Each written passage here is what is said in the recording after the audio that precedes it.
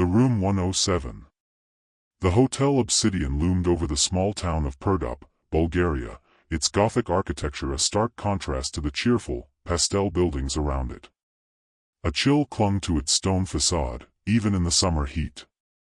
Inside, the air was thick with the scent of dust and decay, a silent testament to its long and troubled history. Eager for a unique experience, Anya and Stefan had booked a stay at the Obsidian. They were fascinated by the local legends, especially the one surrounding Room 107. The room was said to be haunted, not by ghosts, but by a time anomaly, a paradox that trapped its occupants in a repeating loop of their own worst fears. The receptionist, a gaunt woman with eyes that seemed to hold centuries of secrets, reluctantly handed them the key. "Room 203, she said, her voice a dry whisper. "Room 107 is unavailable." Anya, ever the adventurous one, flashed a smile. "We know about the rumors. That's half the fun." Ignoring the receptionist's warning, they made their way to their room.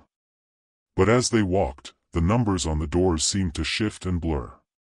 When they reached what should have been Room 203, the door read 107.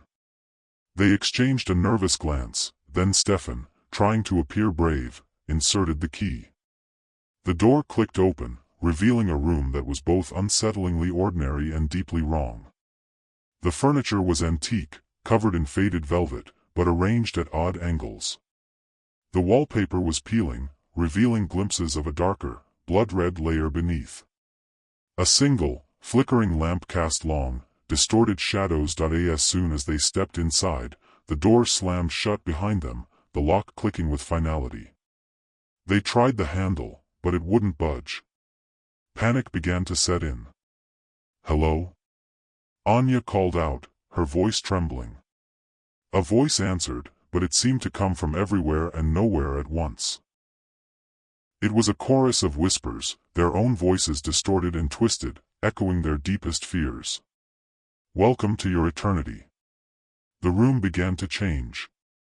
The walls pulsed, the furniture rearranged itself into grotesque shapes, and the flickering lamp cast shadows that writhed and danced like living things. Their worst fears materialized around them. For Anya, it was the claustrophobia she'd battled since childhood, the room shrinking, the walls closing in, suffocating her.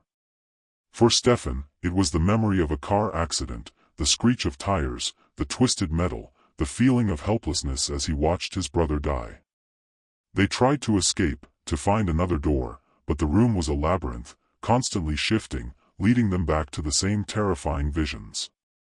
They were trapped, forced to relive their nightmares over and over again. Days, or perhaps hours, or perhaps an eternity, passed. Their sanity frayed, their bodies exhausted, they succumbed to the room's torment. They were no longer Anya and Stefan, but hollow shells, puppets in the room's twisted play. Then, just as suddenly as it had begun, it stopped. The room returned to its unsettlingly ordinary state. The door unlocked. They stumbled out, blinking in the dim hotel hallway, the receptionist watching them with cold, knowing eyes. They were free, but they were not the same.